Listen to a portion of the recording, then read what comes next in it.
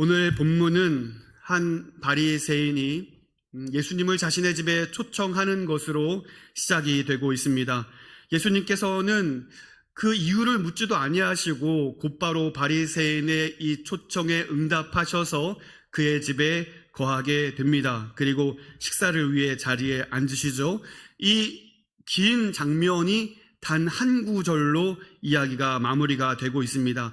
사실 우리가 한 가지 기억해야 할 것은 바리새인으로서 예수님을 자신의 집에 초청한다는 것은 그닥 쉬운 일은 아니었다라는 것이죠. 왜냐하면 동료 바리새인들에게 이 예수라는 인물은 신성 모독을 일삼는 자였으므로 반드시 죽여야 할 자로 인정되었으므로 그 바리새인이 예수님을 자신의 집에 초청한다는 것은 어쩌면 아주 위험한 일일 수도 있었겠다 하는 것입니다. 그래서 이 말씀을 보면서 어떤 학자들은 이야기하기를 예수님을 위험에 빠뜨리게 하기 위해서 예수님을 시험하고 있는 것이 아니냐라고 해석을 하기도 하죠. 하지만 오늘 본문에서는 바리새인이 예수님을 자신의 집에 초대하는 이유에 대해서 정확하게 언급하고 있지 아니하므로 우리는 이 장면에서 중요한 한 가지 사실을 기억할 수 있어야 되겠습니다. 예수님께서 자신을 초청한 이 바리새인을 만나주시고 그의 집에 함께 거해주심으로 이 사람도 하나님의 백성으로 돌이키게 하시기 위하여 은혜의 기회를 주시고 있다라는 사실을 우리는 볼 수 있어야 되겠습니다. 자, 그런데 이어지는 본문 말씀을 보시면 이 만찬의 장소에서 주목받는 것은 예수님을 초대한 바리새인이 아니라 불청객, 한 여인의 더욱 주목되는 모습을 우리는 살펴볼 수 있습니다. 자, 36절은 이렇게 시작이 되죠. 한 바리새인이 예수께 자기와 함께 잡수시기를 청하니 이에 바리새인의 집에 들어가 앉으셨을 때에. 자, 여러분 책을 즐겨 읽으십니까? 책을 읽다 보면 아주 중요한 순간을 맞닥뜨리기 전에 주로 어떻게 글귀가 쓰여 있냐면 바로 그 순간에, 바로 그때에 라고 하면서 중요한 장면들을 곧 나올 거라는 것을 암시하죠. 자, 36절 제일 뒷부분을 보시면서 우리는 그와 같이 우리로 하여금 주목하게 하려는 이 성경의 저자의 의도를 파악할 수 있어야 됩니다. 제일 뒷부분 보시면 집에 들어가 앉으셨을 때에 라면서 37절의 장면을 주목하게 한다는 거예요. 그러면 37절은 어떻게 시작하고 있습니까? 그 동네에 죄를 지은, 이렇게 본문이 시작되고 있는데, 자, 여러분 37절을 원어로 보시면 번역되지 않고 생략된 한 가지 단어가 버젓이 등장하고 있습니다. 이두라는 단어를 처음에 시작하고 있는데 이 이두라는 헬라어 언어의 뜻은 뭐냐면 보라라는 단어입니다. 그러니까 이어서 직역을 하자면 앉으셨을 때에 보라, 동네의 한 여인이라고 시작이 되는 거예요. 그러니까 37절부터 시작되는 장면이 너무나 중요한 장면이니까 이제부터 정신을 차리고 주목하여 이 부분을 보라라는 것이 성경 저자의 의도임을 우리는 확인할 수 있습니다. 자, 그러면 어떤 일이 37절부터 시작이 되는지 주목해서 보셔야 될 것 같습니다. 두 눈을 좀 더 크게 뜨시고 본문을 들여다보도록 하겠습니다. 자, 갑자기 한 여인이 만찬 자리에 등장을 합니다. 그 여인은 초대받지 않았습니다. 초대받지 않은 사람이 어떤 집에 방문했을 때 우리는 그러한 사람들을 가리켜 불청객이다 라고 이야기를 합니다. 여러분, 이 장면을 한번 그림으로 떠올려 보시기를 바랍니다. 바리새인의 집에 한 여인이 등장합니다. 그 당시에 여성의 인권이 존중되지 않던 시대였으므로 초대받지 않은 일반의 여성이 들어오는 것도 이거 참 견디기 어려운 일일 텐데 그 여인에 대해 소개하기를 죄를 지은 한 여인이다 라고 이야기합니다. 바리새인이 누굽니까? 여러분, 이 거룩의 모양하면 그들을 따라올 수 없을 만큼 이 모양으로서는 가장 거룩한 자들로 인식하는 자들인데 그 바리새인의 집에 죄를 지은 한 여인이 집에 들어갔다라는 사실은 너무나 충격적인 이야기이고 그 당시로서는 상상할 수 없는 이야기입니다. 이 여인이 지금 제정신이 아니고서는 절대로 할 수 없는 일을 지금 이 여인이 하고 있다라는 것을 우리는 알 수 있어야 되겠습니다. 그러니 그 엄숙한 자리에 누가 더 거룩한가 뽐내는 것처럼 그 격조 있는 자리에 초대받지 아니한 한 죄를 지은 여자가 그 집에 불쑥 들어왔다는 것입니다. 그리고는 그 엄숙한 분위기를 망치고 있습니다. 사람들은 걱정스러운 눈빛으로 바리새인과 예수님을 번갈아 가면서 지켜보고 있습니다. 과연 이 일이 어떻게 비극적으로 끝나고 말 것인가? 아무런 말도 할 수 없고 아무런 이야기도 하지 못한 채 이 장면은 숨죽여서 예수님과 바리새인과 그 죄를 지은 여인을 바라보는 아주 눈치 게임처럼 심각한 상황을 우리는 볼 수 있어야 한다는 것입니다. 그리고 또 한 가지, 이 자리에 있던 모든 사람들이 긴장할 수밖에 없었던 이유는 율법의 조항 때문이었습니다.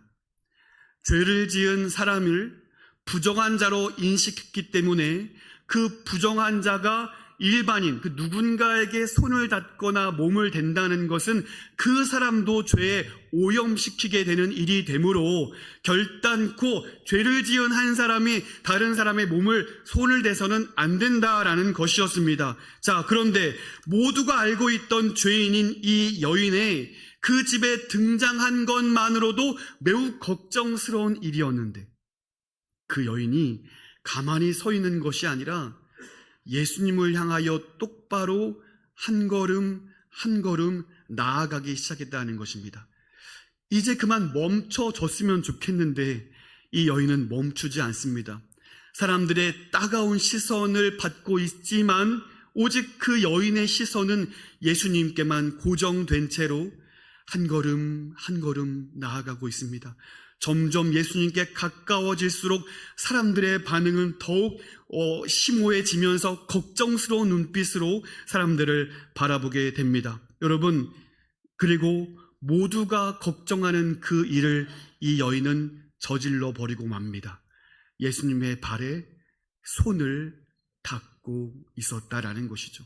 그러면 여러분, 많은 사람들이 예수님을 가리켜서 율법의 지도자요, 선지자요, 또 바리새인이요, 율법에 있어서는 하나님의 사람이요라고 인정받았다면, 그 율법의 내용을 분명히 알고 계셨다면 그 여인이 다가오는 것을 막으셨어야죠. 그 여인이 자신에게 손을 뻗는 것을 피하시고 자신이 오염되는 것, 자신도 부정하게 되는 일을 막으셔야 했죠. 여러분, 죄인과 신체 접촉을 하여 부정해지게 되면 옷을 빨고 만 하루 동안 부정한 자가 되는데 그 일을 당하기 전에 그 일을 피하셔야 했는데도 불구하고 예수님께서는 피하지 아니하셨다라는 사실입니다. 왜 그러셨을까요? 여러분, 예수님께서 말씀하시기를 나는 섬김을 받기 위해 이 땅에 온 것이 아니라 섬기기 위하여 많은 자들을 위한 대속물로 주기 위하여 이 땅에 오셨다라고 말씀하신 것처럼 예수님께서는 많은 바리새인들처럼 이 죄인을 멀리하거나 배격하는 것이 아니라 오히려 이 죄인을 용납하시고 그 죄를 사하여 주시기 위한 구원자로서 이 땅에 오셨기에 결단코 이 죄인을 피하지 아니하셨다라는 사실을 여러분 기억하시기를 바랍니다. 어떤 분들은 이렇게 얘기합니다. 나 같은 죄인도 주님이 용서해 주십니까? 내가 이러한 죄를 지었는데 이러한 극악한 죄를 지었음에도 나 같은 죄인도 주님이 용서해 주십니까? 예수님께서 그 죄를 하나하나 열거하면서 야, 너는 좀 안 될 것 같다. 너는 좀 심각한데? 너는 좀 제거해 봐야 되겠다. 라고 말씀하신다면 여러분, 오늘 우리 이 자리에 누가 당당히 앉아 있을 수 있을까요? 여러분, 결코 그렇지 않다는 것입니다. 어떤 죄를 지었든지 주님께 나아오는 모든 죄인들을 하나님은 피하지 아니하시고 용납하시며 그 죄를 사하여 주실 뿐만 아니라 하나님의 자녀가 되는 권세를 주신다는 사실을 여러분 믿으시기를 바랍니다. 어떤 사람들은 전도를 당하면서 이렇게 얘기를 하기도 해요.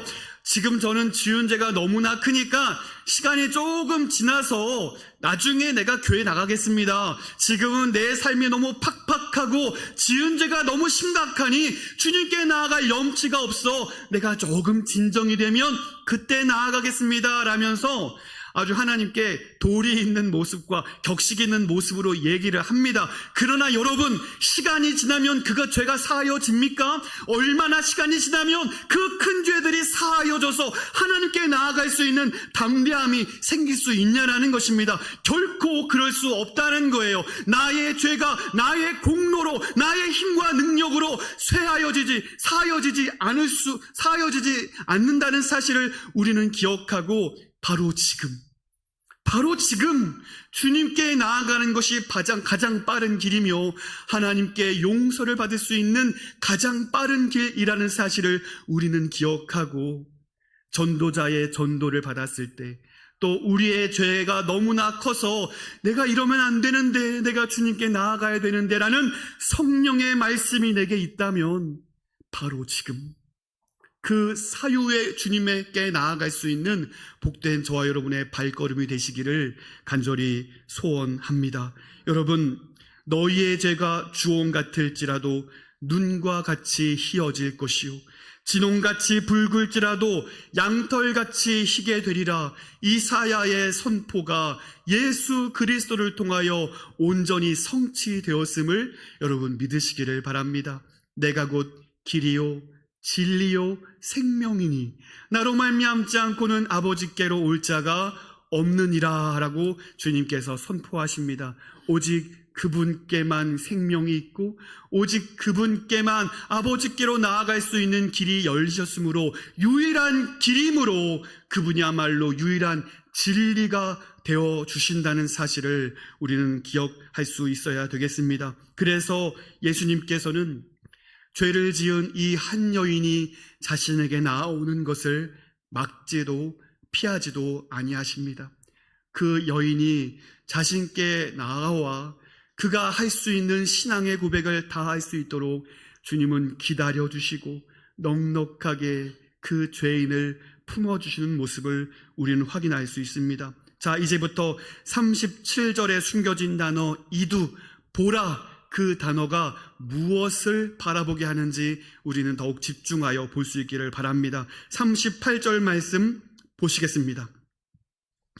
예수의 뒤로 그 발 곁에 서서 울며 눈물로 그 발을 적시고 자기의 머리털로 닦고 그 발에 입 맞추고 향유를 부으니. 아멘. 여러분, 오늘 본문에서는 이 여인이 어떤 죄를 지었는지는 정확하게 명시하고 있지는 않습니다. 그저 죄를 지은 한 여인이다라고 이야기를 합니다. 그러나 그 당시의 문화적인 배경을 우리가 뒤따라가 본다면 이 죄를 지은 여인의 죄가 무엇인지를 우리는 알 수 있습니다. 왜냐하면 그 당시에 여인으로서 죄인이다라고 인정할 대부분의 경우는 우리가 알고 있는 창녀, 자신의 몸을 팔아서 재산을 쌓는 그러한 직종을 가진 여인들을 가리켜서 죄인이다라고 일컬어 이야기를 했다는 것입니다. 그러니 요즘처럼 각박한 시대가 아니고 동네 옆에 누가 사는지 다 알고 있던 시대라고 생각을 한다면 그 여인이 어떤 죄를 저질렀고 그 여인이 누구인가 그 모든 동네 사람들이 이미 다 알고 있었다라는 사실입니다. 그러니 이 문화적인 맥락 속에서 이 여인의 삶을 우리가 생각을 해본다면 그녀는 삐뚤어진 관계를 통해서 자신의 공허함을 채우려 했을 것입니다. 지금 당신을 사랑합니다 라고 말하는 남자의 이야기가 진심이 아닌 걸 알면서도 그 공허함을 채우기 위하여서 계속된 삐뚤어진 관계를 통하여서 채워도 채워지지 아니하는 자신의 공허함을 메꾸기 위한 수단으로 이러한 관계를 끊임없이 맺어갔다라는 사실을 우리는 이해할 수 있어야 되겠습니다.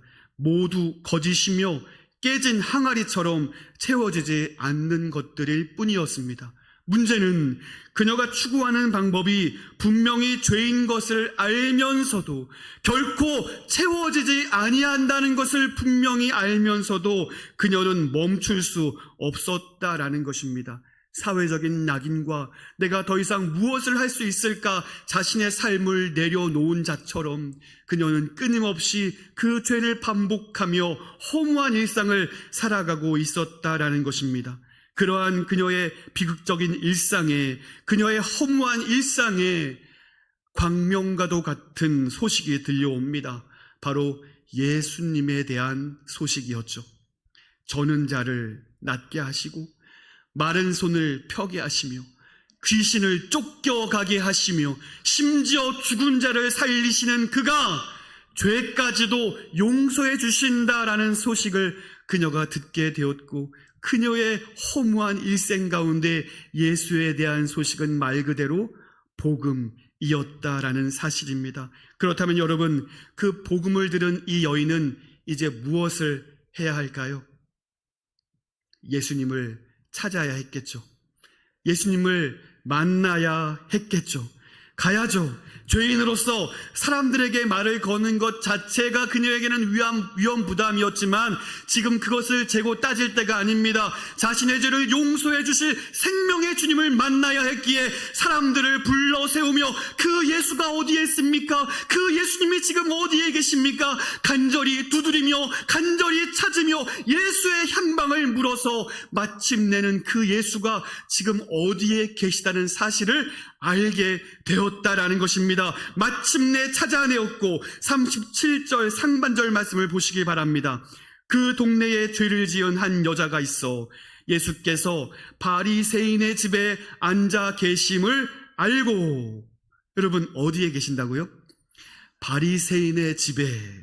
하필이면 왜 바리새인의 집이었는가? 종종 예수님은 세리의 집에도 가고 죄인들의 집에도 가고 방문하면서 밥도 먹고 교제도 나누었는데 왜 하필이면 그날 세리의 집도 아니오, 죄인의 집도 아니오, 하필이면 왜 바리새인의 집에 있는가?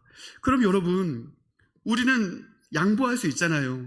지금 그 위험천만한 바리새인의 집에 가기보다 여러분, 누가복음 19장에 가시면 삭개오의 집에 예수님께서 거하시거든요. 좀 기다렸다가 삭개오의 집에 있을 때 뛰어가서 주님, 저도 용서해 주십시오라고 말하면 될 텐데, 여러분, 이 여인은 어떤 선택을 했을까요? 지금 당장 분명히 예견된 그 공포와 위협을 생각하면서 지금은 때가 아니니 나중에 가야 되겠다라고 했을까요? 아니면 그 집이 바리새인의 집인 걸 알면서도 예수님이 거기 있기 때문에 나아갔을까요? 여러분, 이 여인은 배수의 진을 펼칩니다.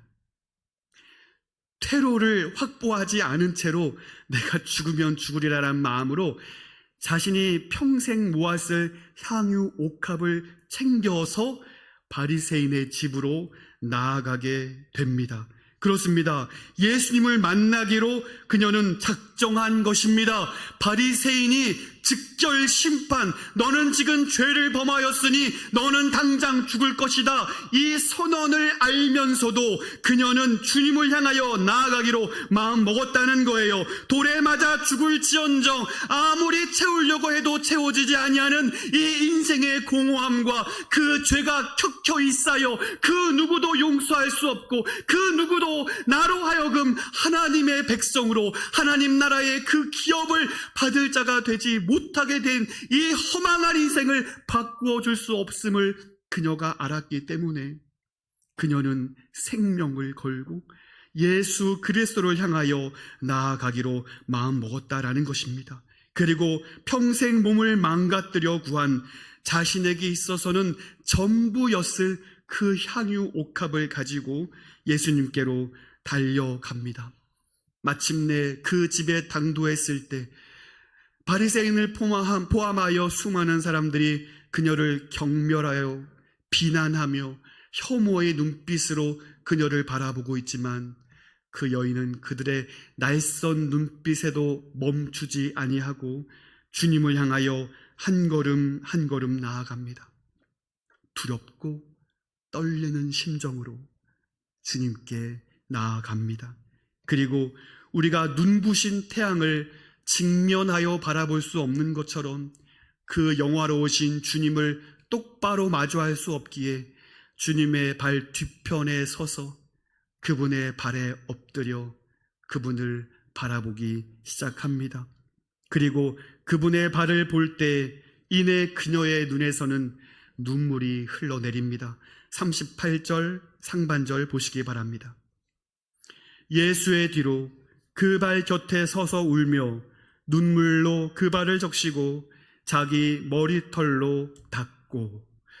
여러분, 이 장면을 보시면서 어떤 분위기가 연출되십니까? 어떤 분들은 이 장면을 보면서 상당히 좀 서정적인 분위기로 이해하시는 분들이 있는 것 같습니다. 되게 아름다운 언어들로 묘사가 되어 있기 때문에 그래요. 하지만 이 장면을 설명하는 원어의 의미를 우리가 조금 생각을 해보면 결코 서정적인 분위기가 아님을 우리는 단번에 알 수가 있습니다. 다음 자막을 좀 띄워주실까요? 38절 상반절에 있는 단어들에 울다, 적시다 라는 단어가 나오는데, 울며라는 단어는 크게 울부짖는다, 몹시 슬퍼한다, 이게 적당히 흐느끼는 수준이 아닌 거예요. 오열하는 상태를 여러분 이해하시면 되겠습니다. 두 번째, 적시고라고 되어 있는데 이 단어는 비가 내린다라는 의미를 가지고 있어요. 실제로 비가 내릴 때 저 브레코라는 단어를 쓰면서 성경을 번역하고 있거든요. 그런데 마치 그녀의 눈에서 흐르는 눈물이 비가 내리는 것처럼 그녀가 흐느껴 오열하고 있음을 이 단어들은 생생하게 그때의 장면을 묘사해주고 있는 것입니다. 그렇습니다. 여인이 흘리는 눈물은 우아하게 뺨을 타고 흘러내리는 정도의 수준이 아니라 주체할 수 없을 정도의 오열을 하며 눈물을 쏟아내고 있는 것입니다. 자신의 죄가 너무나 무겁고 너무나 중하여서 마치 하늘에서 내리는 쏟아지는 빗물과도 같이 자신의 눈물을 흘리고 있다라는 것입니다. 사랑하는 성도 여러분, 우리가 예수 그리스도를 인격적으로 만나는 그때 가장 먼저 충격적으로 드는 첫 번째 단계는 우리의 죄가 얼마나 심각한지를 보여주신다는 거예요. 내가 주님의 은혜가 없이는 어떤 삶을 살았고 내 죄로 말미암아 어떤 비참한 인생을 마주할 수밖에 없는지를 깨닫게 하여 주신다는 것입니다. 그 오열과 그 눈물과 그 하나님 앞에 참혹한 사죄의 눈물을 가지고 나아가는 그 모습이 오늘 이 여인의 모습을 통하여 우리는 확인할 수 있었다라는 것입니다. 어떤 사람들은 이 장면을 보면서 존경하는 어떤 인물에 대하여서 눈물로 그분의 발을 닦는 유대인들만의 어떤 관습이 있었을 것이다 라고 이야기를 하기도 합니다. 그러나 여러분, 그러한 관습은 유대인들에게 있지 않습니다. 다만 유대인들에게 있는 한 관습은 무엇이냐면 자신의 집에 한 손님이 방문했을 때 그 발을 닦을 수 있는 물을 내어줬다라는 거예요. 그 집에 만약 종이 있다면 그 종이 손님의 발을 친히 닦아주는 유대인들의 관습이 있을 뿐이지 존경하는 핫한 인물을 향하여서 눈물로 발을 닦아주는 그러한 관습은 전혀 없었다라는 것입니다. 자, 그러한 맥락을 본다면 오늘 이 여인이 지금 예수님의 발 앞에서 행동하고 있는 모습을 우리는 잘 이해할 수 있습니다. 이 여인의 계획은 예수님을 만나는 일이었고 그분께 죄 사함을 받아 자신의 전부를 주님께 내어드림으로 주님께 영광을 올려드리는 일, 그것이 그녀가 계획한 모든 것이었을 거예요. 그래서 그 계획을 이루기 위해서 예수님의 발 곁에 머물러서 무릎을 꿇고 그 예수님의 발을 내려보는데 깨끗하게 닦여져 있어야 할 예수님의 발이 여전히 흙과 먼지로 더럽혀져 있는 것이었습니다. 이 바리새인은 예수님을 자신의 집에 초청했으면서도 그 발을 닦을 물을 내어주지도 않고 종들을 통하여 예수님의 발을 씻기지도 않는 무례함을 보여주었다라는 것입니다. 당연히 씻겨 있어야 할 예수님의 발을 바라오면서 그 여인은 이미 그녀의 눈에서 주체할 수 없는 눈물이 흘렸으니 이제 그녀가 할 수 있는 일이 한 가지 더 생긴 거예요. 예수님의 더럽혀진 발을 자신의 머리카락으로 닦는 일이었다는 것입니다. 여러분, 압살롬의 자랑은 무엇이었습니까? 삼손의 자랑은 무엇이었습니까? 그들의 머리카락이었습니다. 그리고 이 여인에게 있어서도 자랑은 바로 자신의 머리카락이었겠죠. 그런데 오늘 이 장면을 보십시오. 자신의 면류관을 벗어서 주님의 발 앞에 내어드리고 있는 이 여인의 겸손의 모습을 우리는 볼 수 있어야 되겠습니다. 자신의 영화요, 자신의 자랑이었던 그 머리카락으로 예수님의 발을 닦고 있습니다. 이어지는 38절 후반절도 보시기 바랍니다.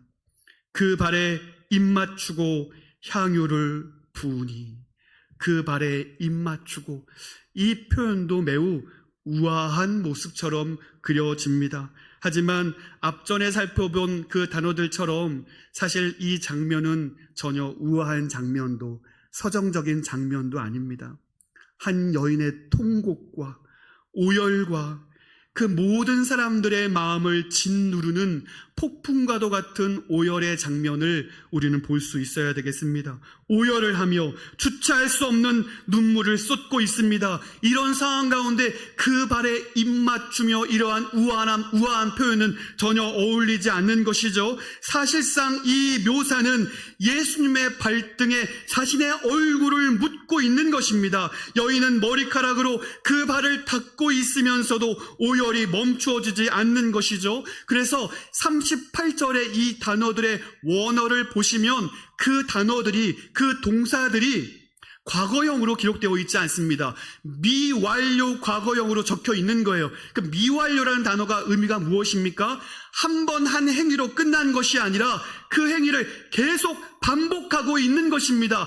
울면서 그 발을 닦고 있는 거예요. 처음에는 예수님의 더럽혀진 발을 자신의 눈물로, 자신의 머리카락으로 닦고내고 있지만 그 눈물이 멈추지 않으니 이제는 그 여인이 예수님의 발에 묻는 자신의 눈물을 멈추지 않고 계속해서 그 발을 닦고 있는 모습, 반복적인 모습을 오늘 본문은 우리에게 생생히 보여주고 있는 것입니다. 그리고 마침내 자신의 전부였던 향유의 옥합을 깨어 그분에게 온전히 붓는 모습을 우리는 확인할 수 있습니다. 여러분, 이 장면, 한 여인이 예수님께 나와 그 죄를 고침받고 자신의 전부를 내어드렸던 이 놀라운 은혜의 장면을 통하여 그녀에게 어떤 일이 벌어졌을까요?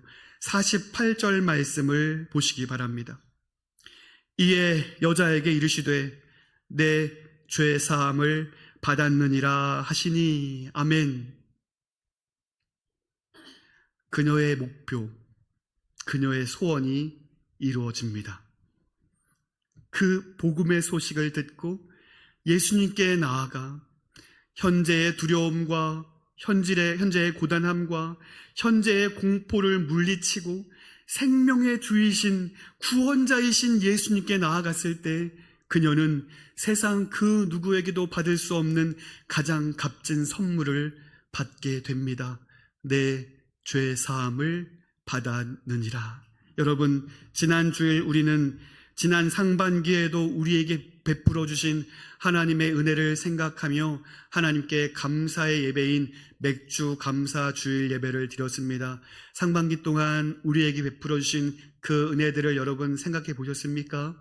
그 은혜를 감사하며 하나님께 온전한 예물도 올려드리고 감사의 제사를 드렸습니다. 그러나 오늘 우리에게 베풀어 주신 그 은혜에도 감사를 해야 하지만 결단코 잊지 말아야 할 감사는 우리의 이름이 생명책에 기록되어져 있다라는 사실로 우리가 감사할 수 있게 되기를 간절히 소원합니다.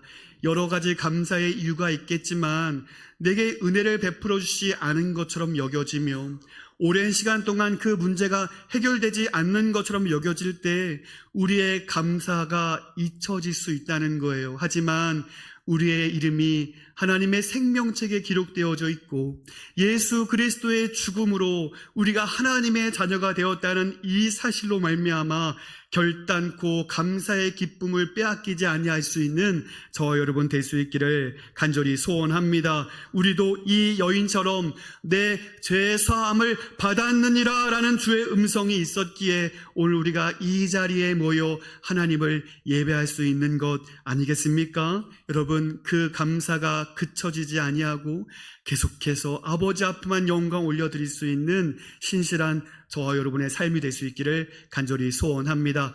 말씀을 마치기 전에 우리는 잊혀져 있던 한 인물을 한 번 더 생각해 봐야 되겠습니다.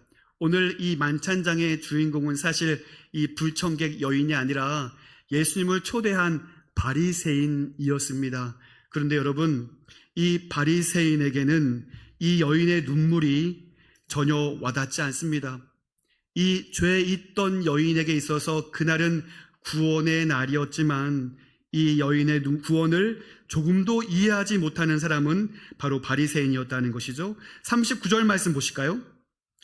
예수를 정한 바리새인이 그것을 보고 마음에 이르되 이 사람이 만일 선지자라면 자기를 만지는 이 여자가 누구며 어떠한 자 곧 죄인인 줄을 알았으리라 하거늘. 네, 이 바리새인은 지금 이 상황을 절대로 이해하지 못합니다. 이 여인도 이해 안 되고요, 이 여인을 그렇게 대우하시는 예수님도 이해가 되질 않는 거예요. 당신은 위대한 선지자이면서 그 더러운 여자가 누군지를 알면서도 피하지도 않고 막지도 않으십니다. 왜 그토록 그 부정한 자가 당신의 발에 손대는 것을 막지 않으십니까? 라면서 예수님을 향하여 비난하고 있습니다. 아무리 공부를 많이 해도, 아무리 하나님의 말씀을 많이 듣고 통째로 그 말씀을 외운다 할지라도 이해가 되지 않는 거예요. 여러분, 바리새인들과 같이 주님을 향한 감격의 눈물을 이해하지 못하는 사람들이 우리 주위에 여전히 있다라는 사실을 우리는 알 수 있어야 되겠습니다. 교회를 오랫동안 다녀도, 성경을 많이 읽어도, 기도를 아무리 오래 해도, 아무리 경건의 모양을 갖추고 있다 할지라도 이 여인의 눈물을 공감하지 못하는 사람들은, 이 여인의 눈물을 경험하지 못한 사람들은 결코 안심할 수 없다라는 사실을 여러분 두려워하시기를 바랍니다. 여러분, 오늘 이 죄를 지은 한 여인의 이야기는 남의 이야기가 아니라 함께 감격해야 하고 함께 기억하며 함께 감사해야 하는 오늘 저와 여러분, 바로 우리의 이야기가 되어야 한다라는 사실입니다. 과거에는 나도 눈물 흘렸다고요? 과거에는 나도 뜨거웠다고요? 나도 젊은 날에는 그랬다고요? 그러한 감수성은 젊은 사람들이나 경험하는 것이라고요? 이제 나는 늦었고 그거는 한때 젊은 날에만 있었다라면서 이 여인의 눈물을 이해하지 못하고 이 여인의 눈물에 참여하여 감사하지 못하는 삶을 오늘 우리가 살고 있었다면, 사랑하는 성도 여러분, 우리의 신앙생활은 추억으로 하는 것이 아닙니다. 우리의 신앙생활은 한때 납입한 열정으로 평생 보장받는 보험이 결코 아니라는 사실을 여러분 기억하시기를 바랍니다. 오늘 우리의 감사는 오늘 하나님을 만난 그 기쁨으로 생생하게 경험되어져야 할 줄로 믿으시기를 바랍니다. 하나님께서 원하시는 예배자, 하나님의 뜻을 이루어 하나님 앞에 살아가는 사람들은 죄 사함을 받은 사람들입니다. 내 죄가 얼마나 추악하고 무거운가를 알고 그 모든 죄악을 담당하신 예수님의 그 무한한 사랑 앞에서 늘 감격하며 생생한 감사로 살아가는 사람들이 바로 우리 신자들이요 성도들의 삶이라는 사실을 여러분 기억하시고 첫사랑을 회복하십시오. 눈물의 예배를 회복하십시오.